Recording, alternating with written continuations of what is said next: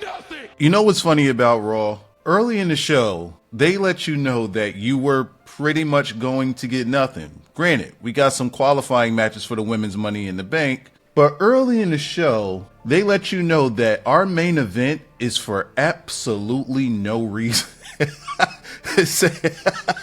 Wait. We got Braun Breaker versus Jey Uso. Literally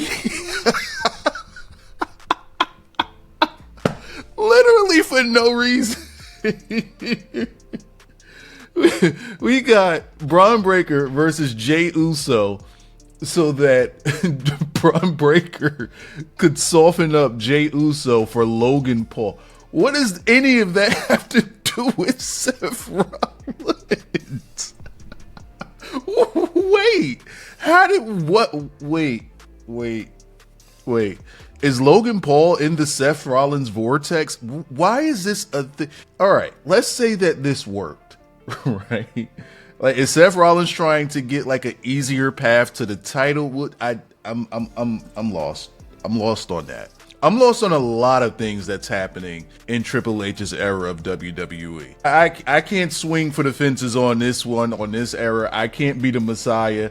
I can't be the prophet. I can't guess, bro, because this dude, like, a lot of logical things just seem to go out the window when it comes to a Triple H book WWE. I'm sorry. Now, this was a nothing show. Let's put that out on the table up front. I mean, we got Sheamus and Gracie. What the hell? Why do we keep getting? All right, granted. These are probably just tune-up matches for Sheamus to get back into ring shape.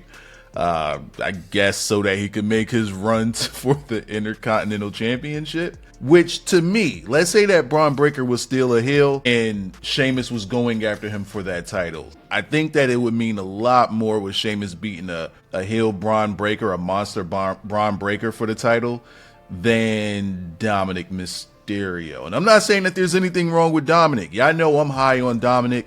I think that he's going to be the face of the company within the next, 2 to 3 years. But it would just mean more with Sheamus. You know what I mean? Like, him beating Dom right now, it still kind of feels like the way that they have Dom portrayed kind of feels like it would be punching down. Whereas with Braun Breaker, you know, it's a monster heel. So I mean, I guess that this is storyline forwarding for Austin Aries. I keep calling him that. Austin Theory. See, that's why. And Grayson Waller. But do we really care, like, if they're running a breakup angle here? Like, they haven't even established them as anything that we should care about. So I don't know why we should care about their breakup angle, unless they're doing some sort of Fraxium thing that worked for Fraxium on NXT. Maybe that's what they're doing with Grayson and Theory on the main roster. But either way, Grayson, I said this on stream. Sheamus does not have bad matches. And then you put him in the ring with Grayson Waller, and it's like a snooze fest.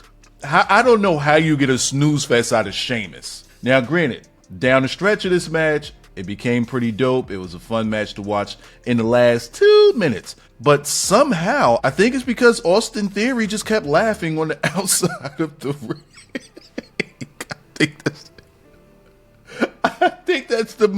That was like the most engaging part of this match. Austin Theory and Grayson Waller do need to split, but Grayson Waller, he might need to go to TNA. He might be a better fit over there. I don't know if it's the ring gear or how he dividing the loot. Time to pay his ass a visit before decide to get wait, that has nothing to do with this. They got to change his look. They got to change him. They got to change Grayson Waller completely. I mean, he has a good look, but, and I don't mean he's good looking. I mean, like, it's a good look as a wrestler, but there's a huge disconnect here, and I think it's because of the character. It's like watching a Miz light. It's like watching like some sort of like Beverly Hills Miz. We did that already, and we didn't like the first version. I don't know why we would like the second version. I don't know why I'm giving Grayson Waller so much. I don't think I've ever done this in my life. Let's move forward. We started this show with Logan Paul. And at that moment, I knew I should have cut the stream off. I should have cut it off. I should have cut it off right there. I knew that this was going to be a snooze fest the moment his music played. I knew it. Somehow they made me not care about Logan Paul. Can he put on a great match? Absolutely. But the thing with Logan Paul, I think is a credibility thing. I think that they don't book him to have any credibility. Now, granted, he beat AJ at WrestleMania, but what does that even mean today? If you beat AJ Styles today, it's meaningless. Let's say this was 2015 and he beat that AJ, it means something, but everybody's beating AJ, so who cares if he beat AJ Styles? Apparently, if you beat AJ Styles, you get a world title match. Go figure. Well, that's an easy way to get to this thing, because Logan don't win no matches. That's just not a thing that happens. And that's the part of the reason why the allure of a Logan Paul is like kind of dying out. For me. Other people might not see it that way. Me, I'm a prophet. I see things into the future. And these losses and lack of momentum does him no favors. Granted, he can continue to try to get over as the heel that's snarky and, sneak attack. It doesn't do it for me, brother dude. But it was dope seeing Loon get in the ring and stare him down face to face, because Loon is now starting to look like a no-nonsense heel, but also I'm not going to be dastardly, I'm just going to maul everybody. And I like that from Loon. I like that. If we're getting back to developing that part of Loon, which was taken away by Damian Priest way back when he first won the title, then I can get back behind this Loon, but it's going to take some proving ground for me to put the G back in Loon. Put the G in Loon, then we got Gloom. If I start calling this guy Gloom, I'm sorry. All right.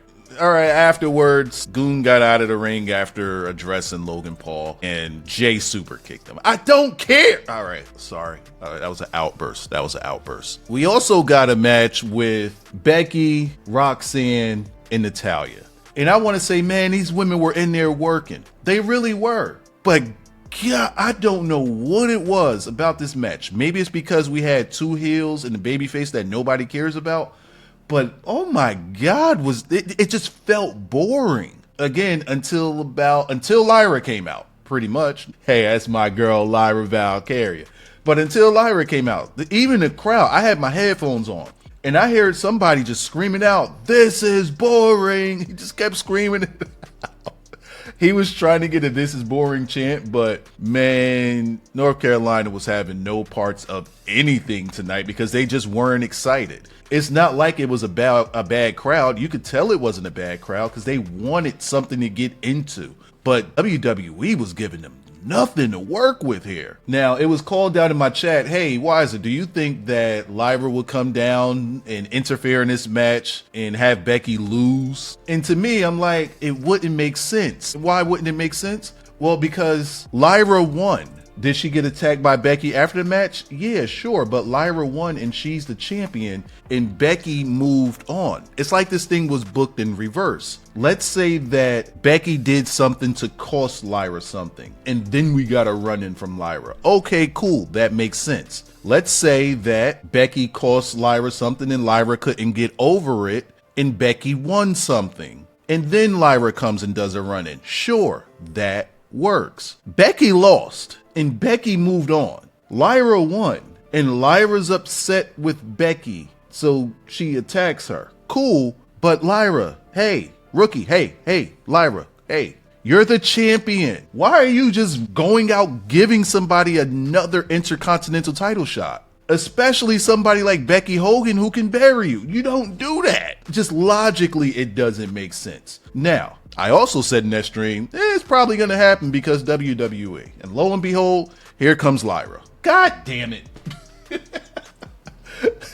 Here comes Lyra to cost Becky her shot at Money in the Bank. Lyra, Becky hasn't cost you anything. I mean, maybe some nose work, but Becky hasn't cost you anything, Lyra.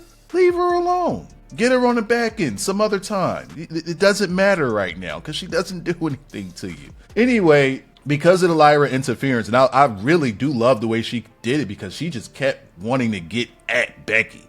You know, like Becky, she just kept pulling her out of that ring. It just looked like somebody that's trying to pull someone into the depths of hell. Every single time Becky would try to get loose, Lyra was just back on her ass. And because of that, we got the distraction pop rocks on Natty in 1, 2, 3. Now, before the match, I was saying, damn, are they going to have some sort of last minute qualifying match? Because I didn't see Roxanne winning this. I thought Becky would win, and maybe we would have a last chance qualifying match in which Roxanne could win that. But nope, we just got the straight up Roxanne winning. I'm cool with that. Natty, bless her heart. Bless her heart. Let's move along.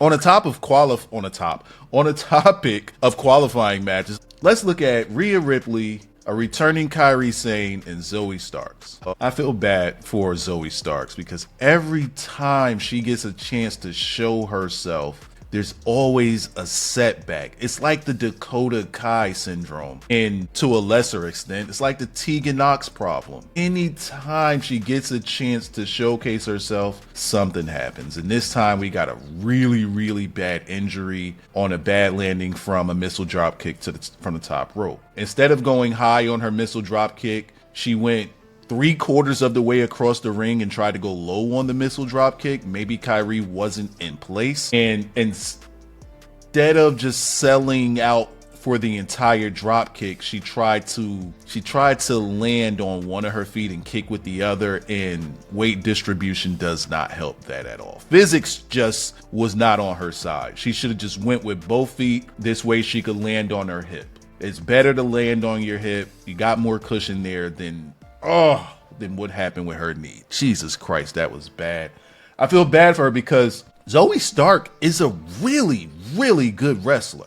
Like, I would like to see a feud. If people gave a damn about Zoe Stark, I would like to see a feud between Zoe Stark and Lyra Valkyria. I think that the ring work between those two would be so fucking kick ass. Is that a white word? Can I say that? Hey, my white brethren. Can I say kick ass, or is that just for you guys? Let me know in the comment section. If that's just for you guys, I'll pull back on the kick ass. I'll say it's fire. Can I say fire? I can say fire. We back. It's fire. I think that would be lit. But the question is, how do we get people to care about Zoe Stark, who's probably going to be out for the next 8 months to a year? The way that you can get Zoe Stark, I seen the promo that they did, the little backstage promo with her and Shayna, RIP to Shayna. She's not dead, but she's no longer in the company. But I seen the promo that she did backstage with them, and I'm like, yo, if we can get that Zoe, has Zoe ever talked? If we could get that Zoe speaking in the ring like that, we can have something here. This can work. We can now start incorporating some personality into Zoe. That way, the same way that we gave Lyra a mic and now it's working, now her character is starting to get over a bit. The same thing needs to happen with the Zoe Stark. But prayers up to Zoe Stark, man. Hope she gets better soon. That just wasn't cool of a thing to happen, man. That shit sucked. In my mind, I see it and I'm like, oh. It wasn't as bad as Sid in WCW, but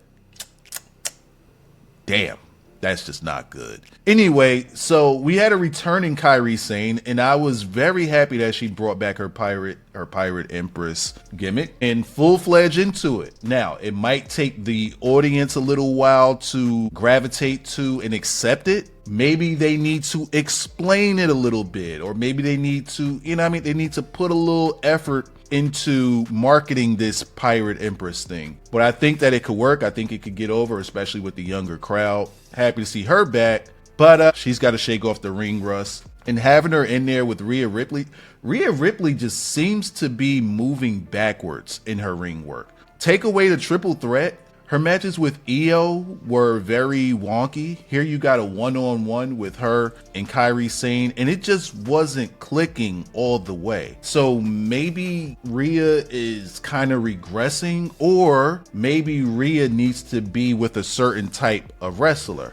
Like maybe she needs to wrestle with the bigger girls. Like her and Charlotte was dope. Her and Nia's dope. When she's in there with a bigger, more imposing woman like a Bianca as well, same size, she works with them very well. It's just something about her and smaller wrestlers that just does not click. I do believe that Zoe was here to take the pin, but since she's no longer here, Rhea gets the win by stacking up Kyrie. Sorry, Kyrie, you got to get stacked. We had a backstage segment with Roxanne in the Judgment Day. I guess, you know what? I'm not mad at it. The gimmick here was how Dom was always saying that we need to add somebody to the Judgment Day. And the reason why they needed to add somebody to the Judgment Day was because JD was down with injury. So they were down a man.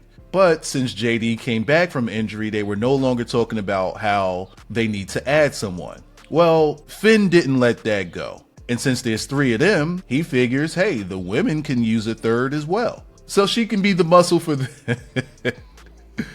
All right, so this is all just, seeds planted for the demise of Judgment Day. We don't really need to say much of this. But I will say that Raquel was having no parts of this whatsoever. So maybe we get another Raquel and Roxanne match in the very near future. The other one that they had was pretty good. It was pretty good, and I think that they can have another good match. I wonder, how do you guys feel about Roxanne Perez? I'm high on Roxanne. That woman can work. Especially to her stature, she does what works within her ability. It helps her get heat, but they got to do something to establish her character. I do like that she came back there and said, hey, I'm just trying to find some way to fit in now that I'm here on the main roster. She's establishing that, hey, I am new. Hey, I might not fit in. I might not feel accepted. So I'm trying to find friends. That's good, because it's establishing something with her. And they don't typically seem to do that with anybody. So I'll give them that. AJ Styles, Penta, and the Judgment Day. Since we're on the topic of the Judgment Day. Good match. I like the pairing with AJ and Penta. This is something that I would like to see for a few months until they decide to turn AJ heel. And maybe we get a save from a Rey Fenix. And then we could finally get to the Lucha Bros, which everybody really wants to see. But this pairing was actually pretty dope. This pairing is actually pretty old as well. This pairing is about 90 years old in totality. So, oh boy. Now, am I saying that I want Penta's run as a singles to be over? Nah, not really, but I think that we could get more legs out of Penta if he's in a tag team. It also doesn't help that they got this guy eating pins left and right. I mean, come on. His personality is through the roof. His aura is through the roof. The entrance, the ring work. I personally think that for this type of style that I like, I feel like he's wrestling better now than he was in AEW. Not Lucha Underground. However, if we're not going to have Penta mixing it up with people all over the roster and not just in this Americano Judgment Day vortex, it could get a bit stale. I took a look at the Raw roster because I was thinking like, damn, it seems like more people need TV time. And when I looked at the roster, I said, oh wait, 95% of the roster is getting TV time. They might need more bodies on the main roster. They really might need more bodies. Or they might need to do better with what they have. Imagine if we got AJ Styles and Penta versus New Day, but just non-title, because you don't just throw them in the title. Especially since they lost Eater of Pins over here because of El Grande Americano with the headbutt of Doom. But you know what I mean? Like, just, it's something fresh. It's something different. It's something new to get a matchup like that. Now, Judgment Day, all right. Judgment Day gets a win. Finn Balor actually pins somebody again. Hey, back to back on Penta. Hate to see it. And what does that do for Judgment Day? Well, I don't know. It happened. That's it. And let me close out with this one. Jey Uso and Braun Breaker, the match that did not need to happen. This was supposed to be Braun Breaker softening up Jey Uso. And nothing of the sort happened. Nothing. Could we have gotten some cheating to go on? Like somebody doing something to Jey to help aid in Braun Breaker's decapitation of Jey Uso? We got nothing here. Bro, what the hell was this? What was this? This did not do what they set out for it to do. From the top, they said, hey, we don't need to win this match. We just want to hurt Jey Uso. You get I don't know why we want to hurt Jey Uso. What's the reason? It's not like you're softening him up for Seth. So what reason do we have of softening up Jey Uso? Exactly, no pop. I don't get it. So as a continuation of the throwaway here, Seth Rollins comes in and interferes in the match. I guess for no reason, because it still didn't soften up Jey Uso. You big dummy. I don't know what they were really trying to accomplish here, except for a Sami Zayn run-in. And if we're going to do a Sami Zayn run-in, why didn't he run in much earlier? Why didn't he come down to the ring with Jey Uso when he knew the story going into this entire thing was, we don't care about this match, we just want to soften up Jey Uso for no apparent reason? Why didn't Sami come down to the ring with him to prevent that? Then Sami doesn't get in the ring because we need the CM Punk music to hit. Bro, it's just me. Look, I don't need anybody on my side with this one. It's just me. Bro, CM Punk feels lame as hell. Super lame. He just feels corny and boring. And I don't want to say dated, because this is not the CM Punk of the early 2010s. It's not him. It's not CM Punk of the late 2000s. It's not him. I don't know who this cookie cutter ass dude is, but that ain't. We got Phil Brooks. CM Punk left. CM Punk retired. CM Punk left. He went to AEW when he returned, and what left out of AEW was Phil Brooks. We got Phil Brooks in WWE. That's what we got. And then we get a man.